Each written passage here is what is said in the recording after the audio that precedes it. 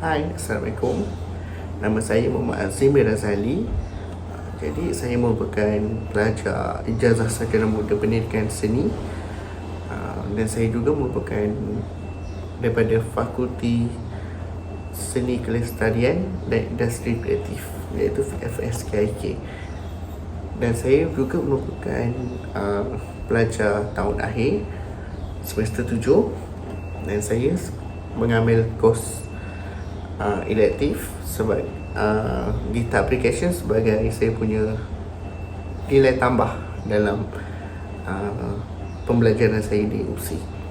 Okay, jadi saya akan mempersembahkan 4 kod asas, iaitu G, E minor, C dan juga D dalam satu bar bersamaan 4/4 dan juga 3/4 dalam satu bar. Jadi saya akan mulakan dengan 4/4 dalam satu bar. 1, 2, 3, 4. 1, 2, 3, 4. 1, 2, 3, 4. 1, 2, 3, 4. 1, 2, 3, 4.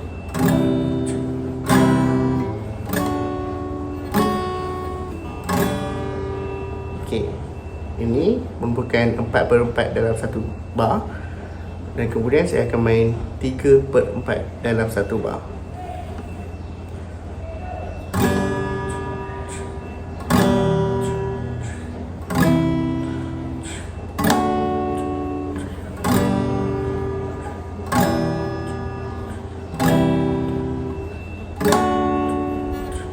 Okay, dapat bezakan tak?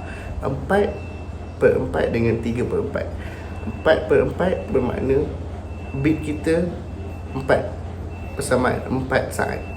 1, 2, 3, 4. 1, 2, 3, 4. Untuk 3/4, 1, 2, 3, 1, 2, 3, 1, 2, 3. Okay? Sekian, terima kasih.